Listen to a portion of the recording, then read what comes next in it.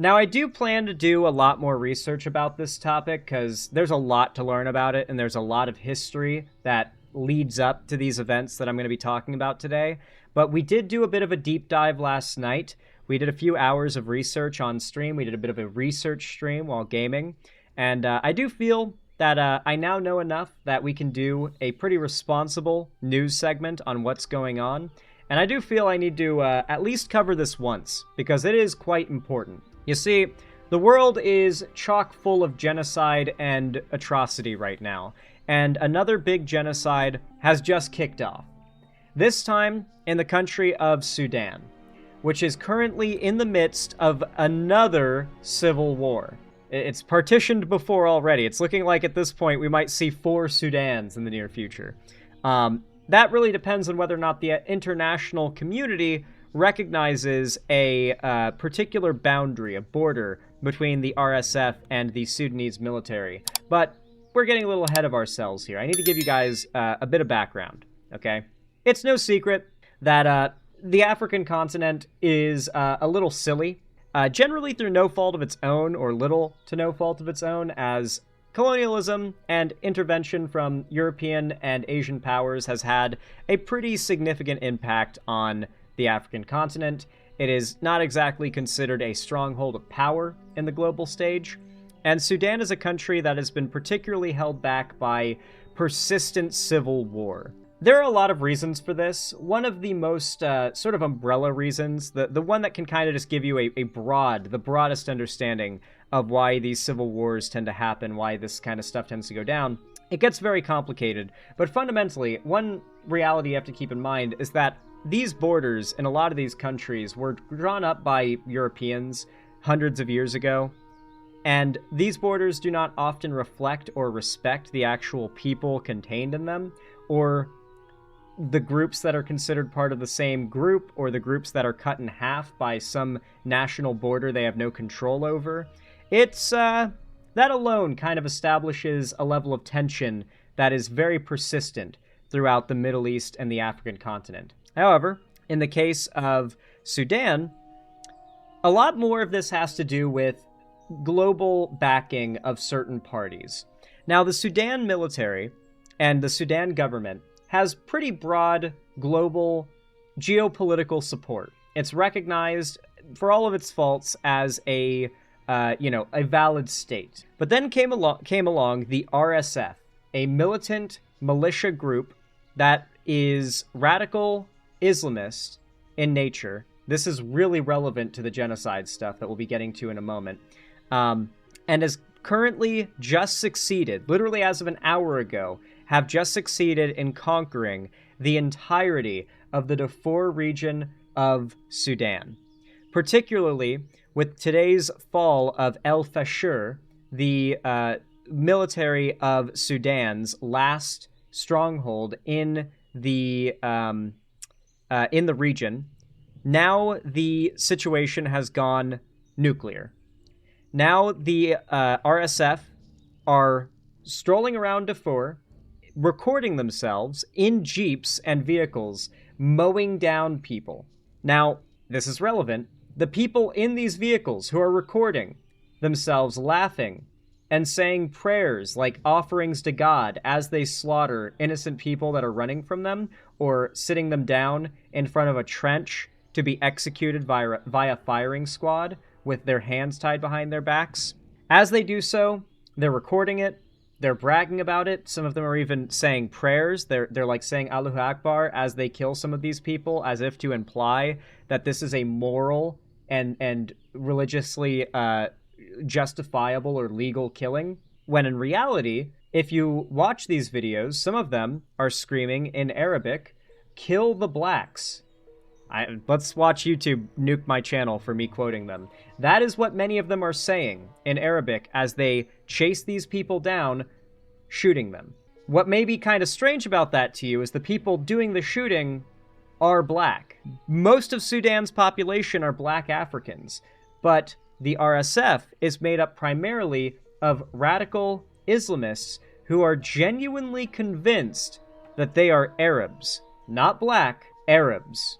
And they see the non-Arab or non-Islam worshipping black Africans in Sudan as lesser, as inferior, and deserving of death. So, pretty disgusting stuff. It is very clearly, racially motivated. What Arabic word are they using that translates to black? I don't remember exactly because I don't know Arabic, but there was a video or two that were translated directly. Like, what they were saying was being translated. And mind you, the people doing the killings in these videos are the ones recording. They don't believe they're doing anything wrong here. This has been overwhelmingly recognized as a genocide within a matter of days. It's actually shocking seeing how quickly the global stage recognized this as a genocide, when in the case of the Palestinian people, it was like a year plus of hemming and hawing around whether or not Palestinian children getting bombed is really a big deal.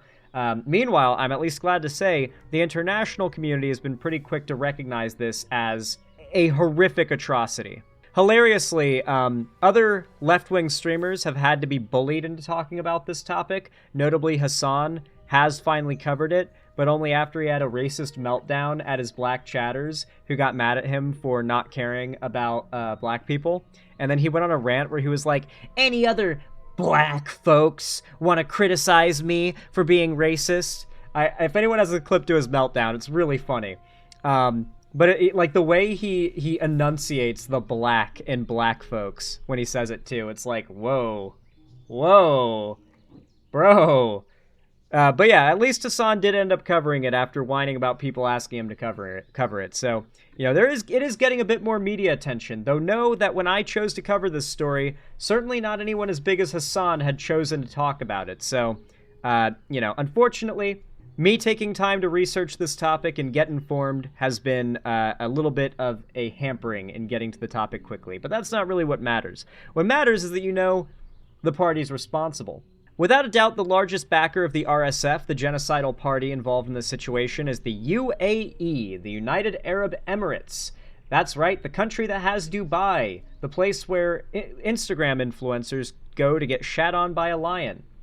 If you know, then you know. Anyway, though, yes, the UAE is the #1 backer of the RSF. They supplied them with, primarily, all of their weapons. A lot of the guns and ammo that the RSF are using come from the UAE.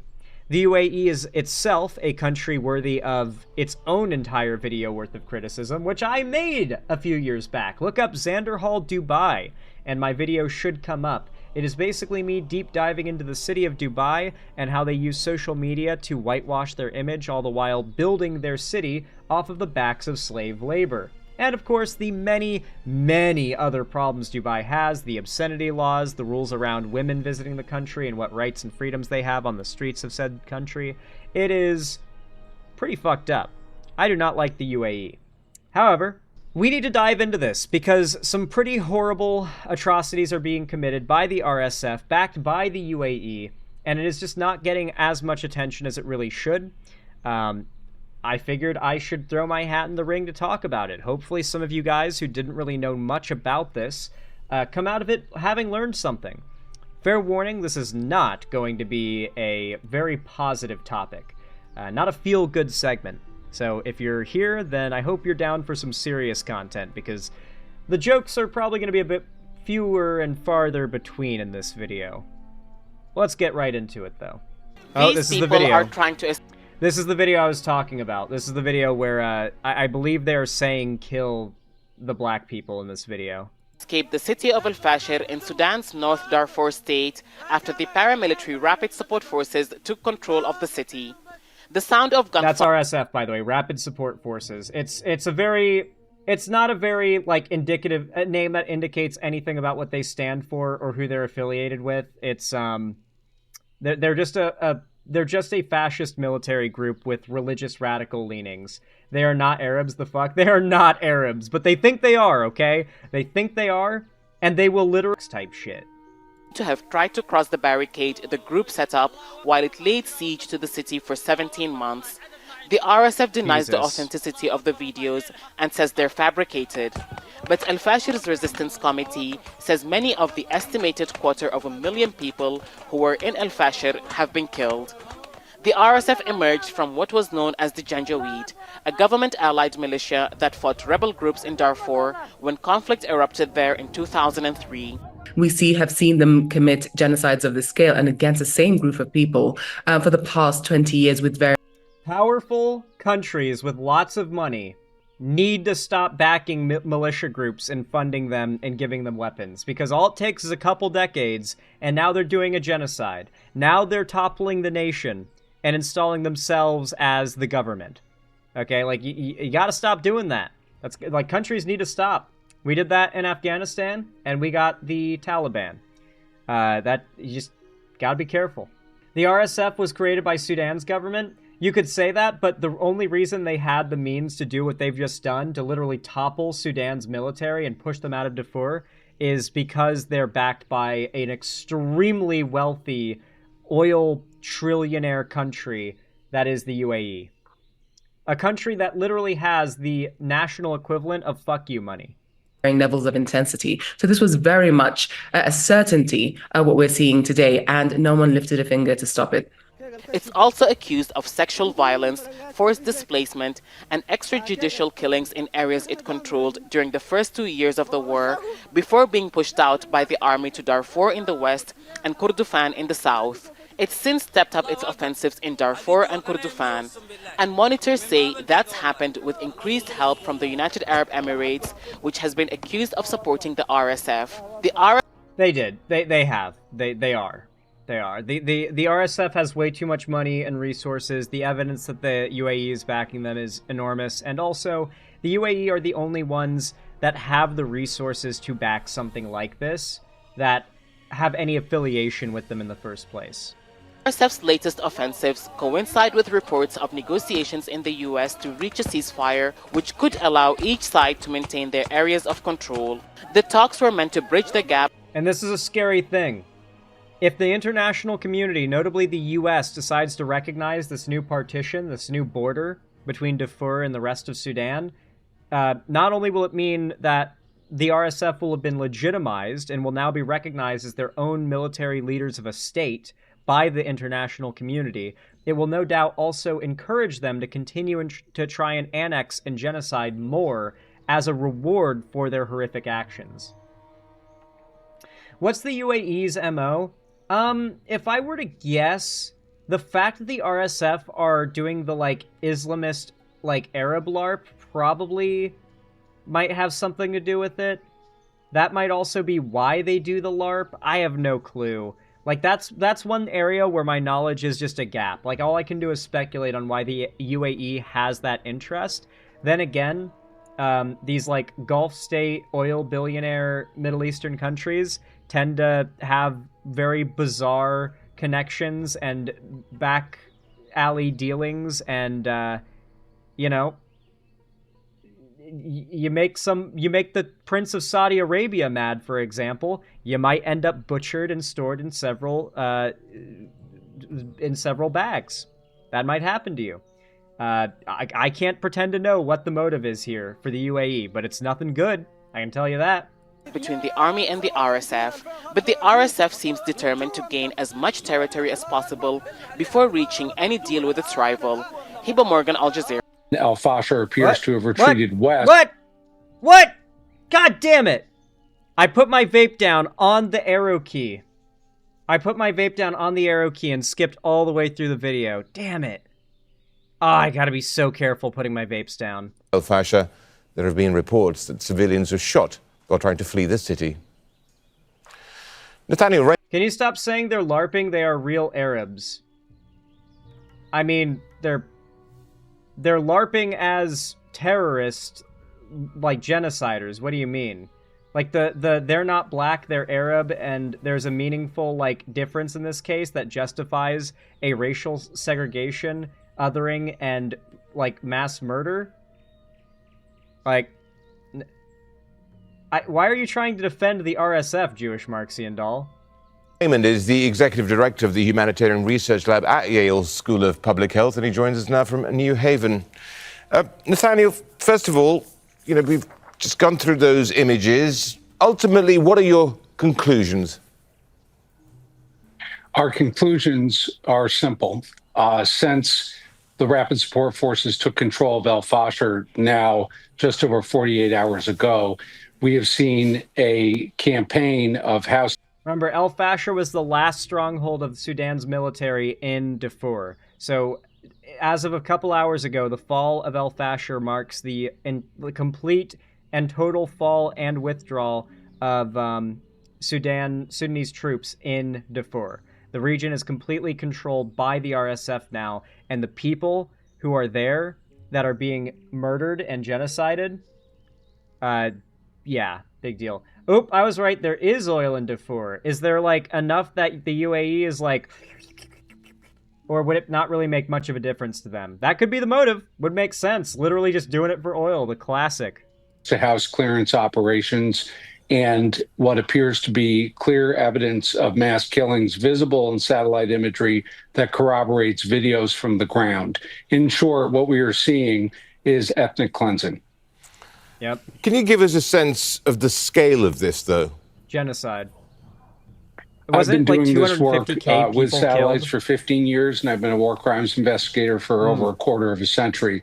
No, more than 250,000 people, half of them children, are believed to be trapped in El Fasher under siege by RSF. So the city that has just fallen to the RSF, that is probably getting pillaged, raped, and looted as we speak, has 250,000 innocent people, half of them children, now at the RSF's mercy. And that is just the biggest city, as far as I'm aware, in the Darfur region of Sudan. I have not seen the velocity and ferocity of the violence that we're witnessing in the past day and a half in any other setting I've investigated in my entire career. The scale is immense, from the earthen berm, the wall that now surrounds El Fasher, to specific neighborhoods such as Darajula, to hospitals and humanitarian facilities. We are seeing objects that measure between 1.5 to 2 meters, which is the standard length of a human body lying horizontal, as seen in satellite imagery at high resolution. Those objects were not there 36 to 48 hours ago. They now litter the city. Now, apparently Darfur has gold too.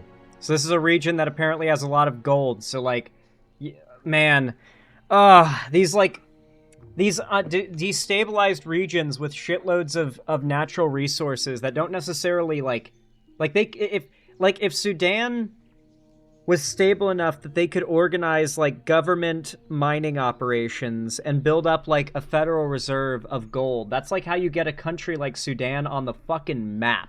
That's how you get a country like Sudan to go from developing to developed. You know what I mean? But when you've got like warlords and militant groups that'll shoot your government-hired miners and oil guys that try to like harvest these resources so the government can like build up wealth and reinvest that wealth into the country, you just can't do it. You can't do it. You got like a bunch of assholes out there with guns. They won't let the government extract the country's own wealth to help that country be capable of building itself up. And like the fact is, like, these countries need to get wealthier for their people to get wealthier. For their people's quality of life to get better, these countries have to get wealthier. It is that simple.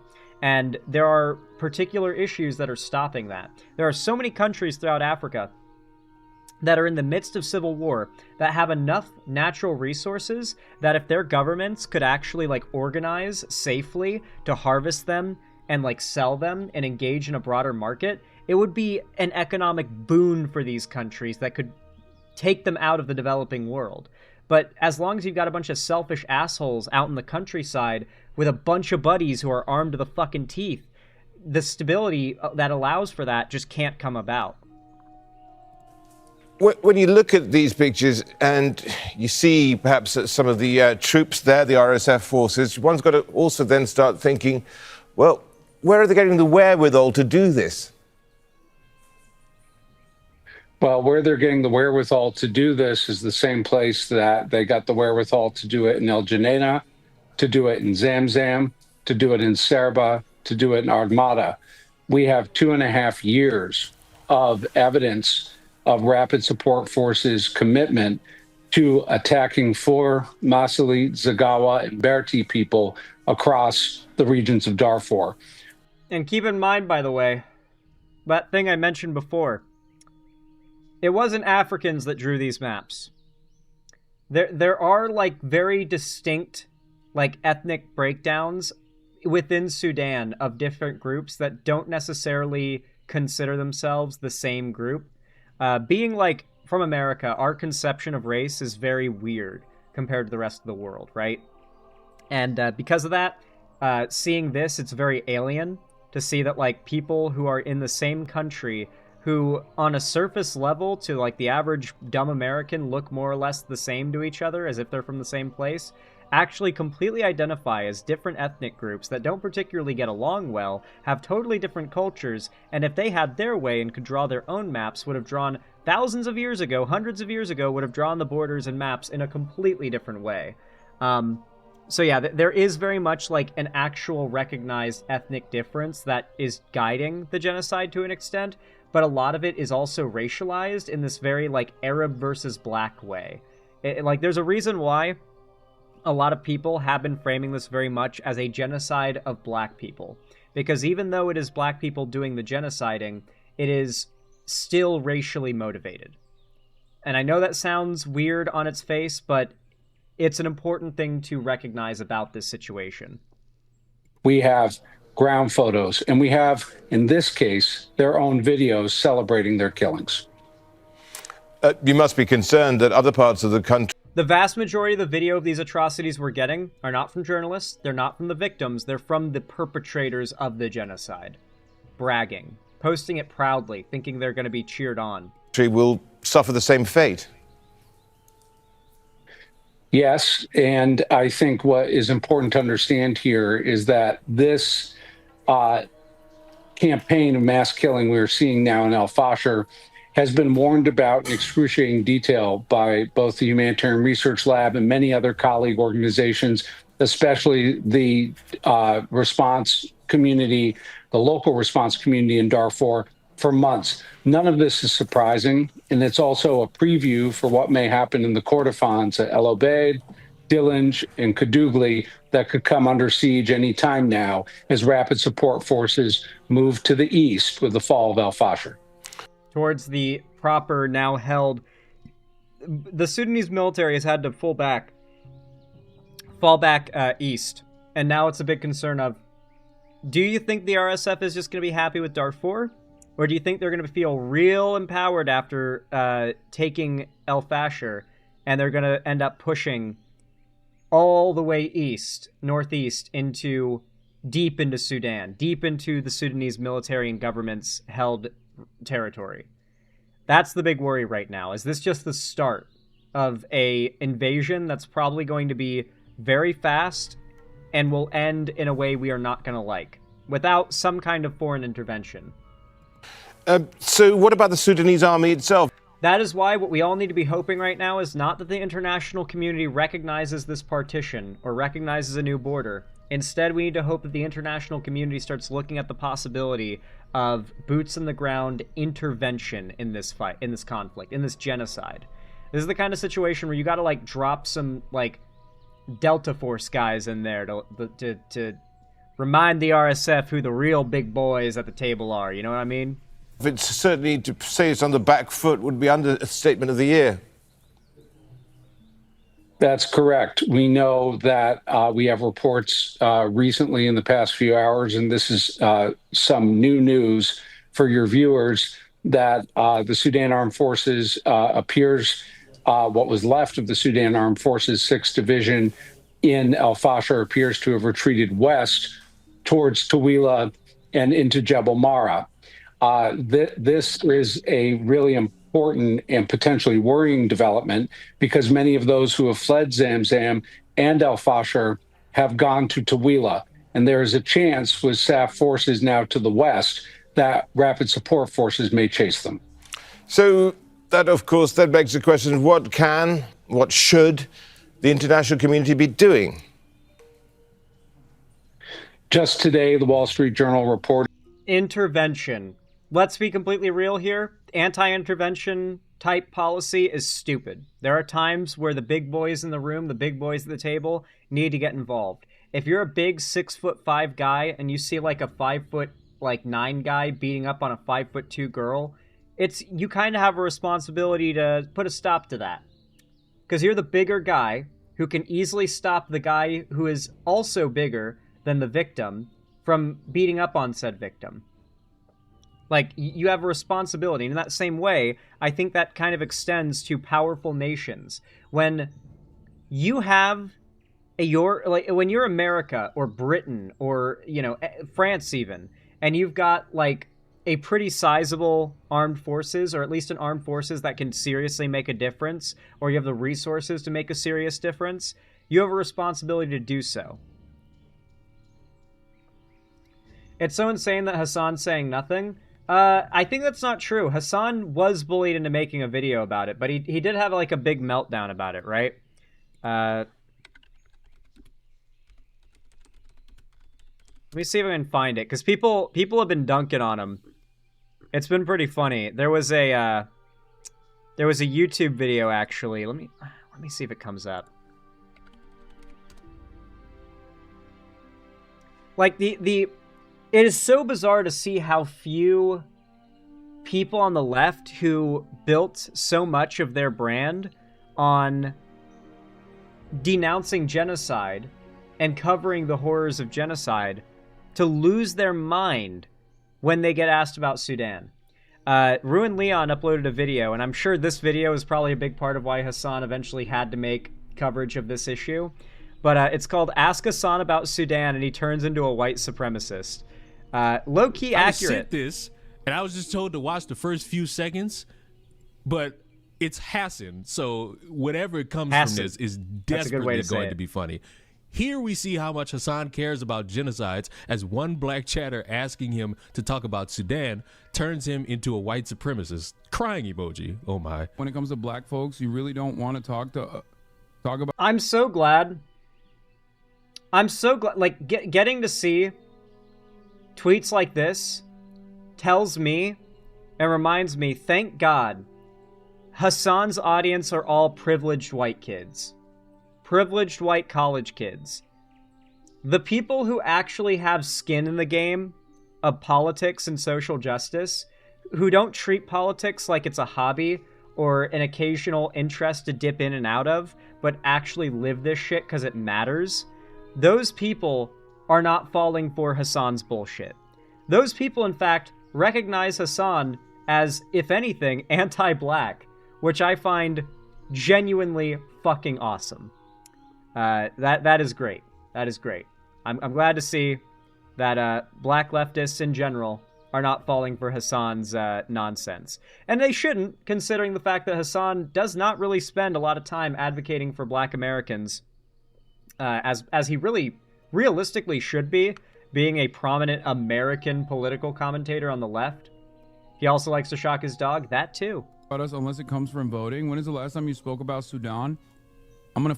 Okay, that's a issue that's in the world, and Hassan is usually one of these people who talks about issues around the world. I've heard him talk about Ukraine terribly. I've heard him talk about Palestine terribly. So, it's a good question to throw out there. Ether you. Any other black folk want to engage in radical activist language in this? Any other black folk?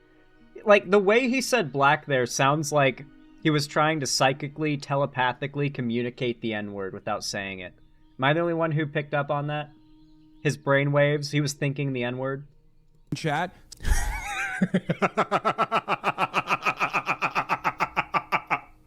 Wow. Why so dramatic? Why so dramatic? What's with the hard emphasis on black, bro? Any other black folk? Like, damn, like what we did to you? Suck my. Yeah, I mean, he's really letting, like, a bit of his bias out here, I feel, in that clip. But yeah, he basically got bullied into actually covering Sudan, though. So I can tell you, there is a bit of a, hard B. There is a bit of a silver lining to all this, and that Hassan was eventually pressured into covering it because he obviously does not want to be recognized as anti-black. That is not very good for his brand. That U.S. intelligence documents show conclusive proof of an escalating pipeline of weapons from the United Arab Emirates, including advanced drone technology, to the Rapid Support Forces. Based on the U.S. government documents viewed by the Wall Street Journal, it's now clear that the main backer who has given the Rapid Support Forces the technical and logistical means to win UAE. This fight in Al Fasher has been the United Arab Emirates. And it's also clear that the absence of pressure by the United Kingdom, the United States. I assume I don't have to tell you that these Swiss cheese-looking buildings, these buildings that despite being made of cement, look like termites have eaten them, those are bullet holes. A lot of fucking... It's like they actively shot at the buildings with the intent of making sure every part of the building had a relatively equal peppering of bullets. Like, this doesn't even feel like the natural, like, results of a gunfight. This feels like intentional, like, just lighting up houses to put bullet holes in them. Maybe it's just been that fucking insane. And other governments on UAE is allowing the killing we see in Al Fasher from space to continue. Nathaniel Raymond, thank you so much, the executive director. When people justifying and defending a genocide get debunked by satellite footage, it's my fucking favorite, dude. Well, not my favorite thing ever. It's pretty sad, actually. But, you know, the satellite footage being a thing, who remembers the Bucha massacre in Ukraine? The Russia stooges were trying to claim that there was no mass killing, but it's like, bro, we have satellite footage of the town one day before Russia took it over, and we have satellite footage of the town the day after Russia took it over. The day after, there are like 50 bodies in the street, all with their arms and hands tied behind their backs, laying in the street because they've been killed and shot in the head after being pulled out of their houses. So we knew that there were massacres happening of civilians where Russian soldiers were pulling people out into the street and executing them with their hands tied behind their backs early in the war. Early in the war, because of the same satellite tech that they're using now to prove mass killings and ethnic cleansing in Sudan, because we know what a body looks like from space. We don't even need it to be that high definition. Human body is a little under 2 meters long when laying down on average, as he said. Minecraft will teach you that lesson, because Minecraft Steve is just under 2 meters tall. But yeah, like overall though, it's a horrific atrocity, and I'm just glad that now, as it's really heating up, it's getting, I would say, a much more appropriate amount of attention. I'm curious, let's see. How did Sudan. How did Hassan end up covering it? Let's see. Let's find out if the other political streamers, the largest left-wing political streamer, had a good take on this.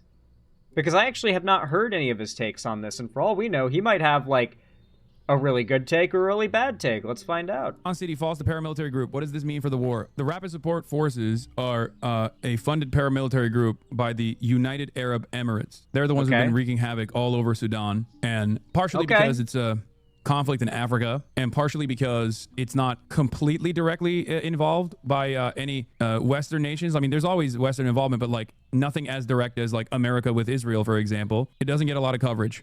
Let's talk about this is the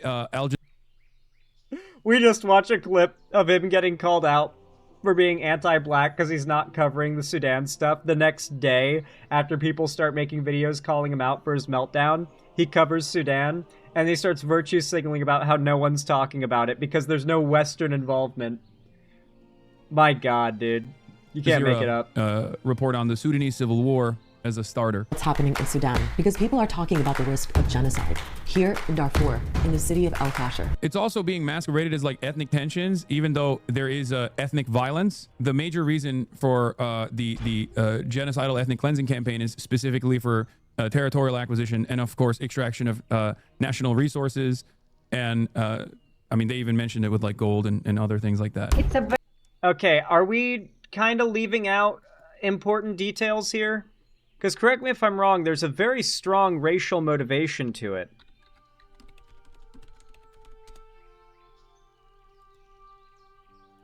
Quote unquote, if you are black, you are finished. The ethnically targeted violence raging in Sudan. That is the translation of that line I was talking about before. It wasn't kill the blacks. It was if you are black, you are finished. Which is literally just that, but extra words.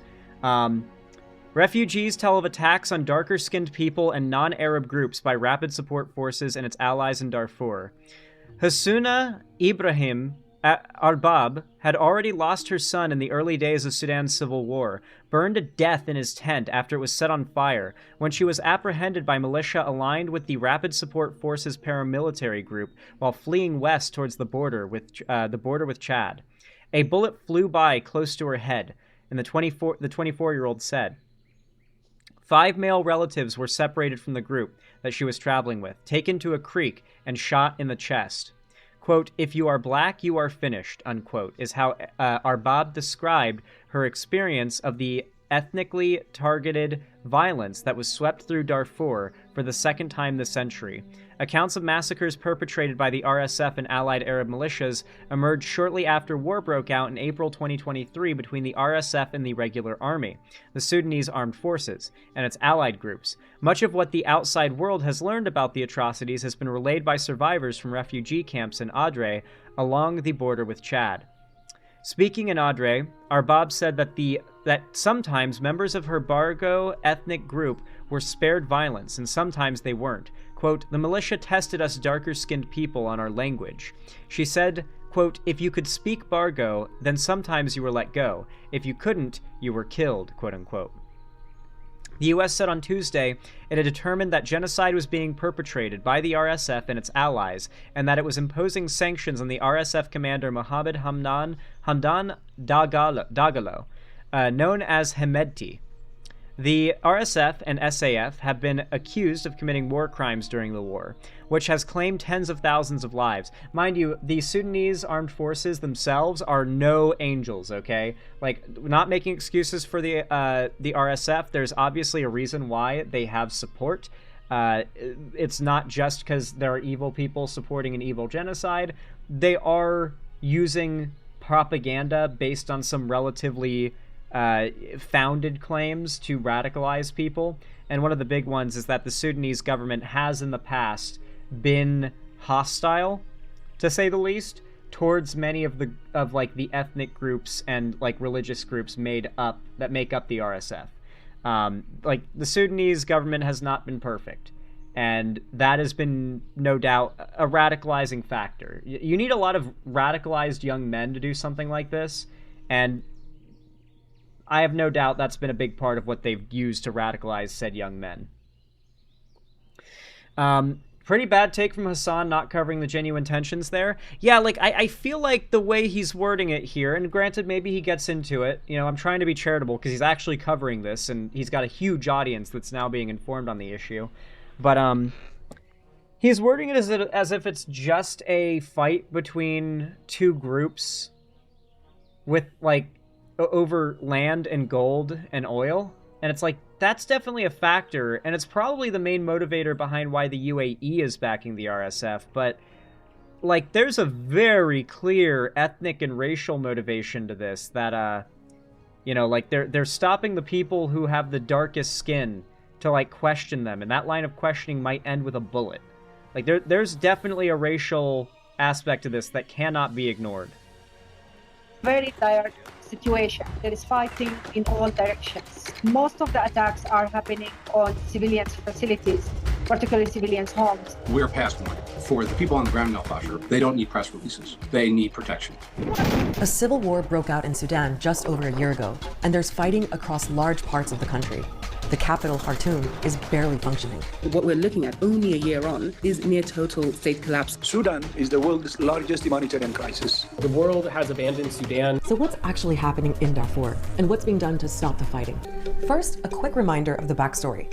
Sudan was ruled by one man, Omar al-Bashir, for 30 years. He was brought down in 2019, in part because of pressure from huge protests.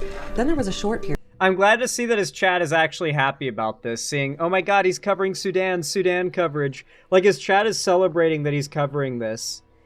Like, they've been desperate for him to do so. He's like, put it off and like, argued with his chatters for as long as he possibly could about why he doesn't plan to talk about it.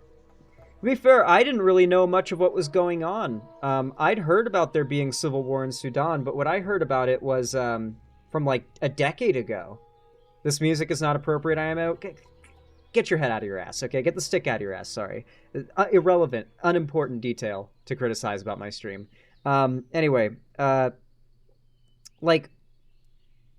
fuck, what was I saying? That annoying chatter got me. I see how Hassan gets got by it. But yeah, like overall, it feels a little hollow that he's finally covering it now. But like even I am only now covering it because I just like heard about it. I originally heard that like there was civil war in Sudan, and I heard about it back in like 2013. Like 2013, 2014, I was hearing that there was civil war in Sudan and that the country had split. And I think it was North and South Sudan, if I'm not mistaken. This is a long time ago I heard about this. And so I hadn't heard any updates or any new information, as far as I knew, about what's going on in Sudan and all that situation. Not your music, the music in the clip. Oh, the music they're using for the video. Okay, my bad. I thought you were talking about the like very quiet music you can kind of hear when in the background. Sorry. I didn't mean to blow up on you. I thought you were criticizing my background music. Anyway, though. Yeah, like I hadn't really followed this, and hearing about this now, or learning about this now, it's like, damn.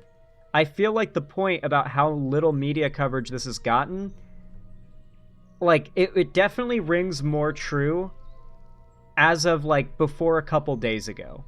Because most of the content I found online in my research spree on this topic has released in the last couple weeks. When you go back to videos from a year plus ago, there's actually not a lot of news clips, not a lot of videos breaking down the history. They exist, but they're not anywhere near as... I would say the amount of videos on this topic has doubled, if not more, in the last 2 days. On all of the internet.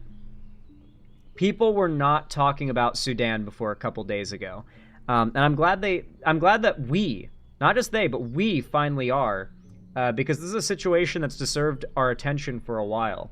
And, even though Hassan has had to be bullied into it, and he might not be covering it, he's covering it about as well as you could hope Hassan would cover an issue, which is questionably, but at least he's not pro-RSF or something evil like that. So I'm just glad that he's actually... well, A, giving his audience what they want, covering this situation, and B, the people who didn't know that this was a big deal, his massive platform of fans that didn't know this was a problem, are now learning about it. They're now finding out about it. And to be clear, there are a lot of people who watch Hassan and only get their news from Hassan.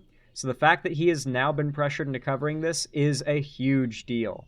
A lot more people who otherwise would be really on board with supporting the Sudanese people that are being victimized by the RSF, are now informed on this issue when they wouldn't have been otherwise. And that's a good thing. What the fuck, dog? You can literally find disgusting shit all over the world. Chastising anyone over not covering is the definition of virtue signaling. America's involvement in Venezuela is terrifying. Well, I've covered that topic, and I'm sure Hassan has too. The reason why Hassan was getting shit wasn't that he wasn't covering what's happening in Sudan. It was that when he was asked to cover it, he got upset because he thought it was distracting from Hamas and, or like Israel fighting Hamas and genociding Palestinians.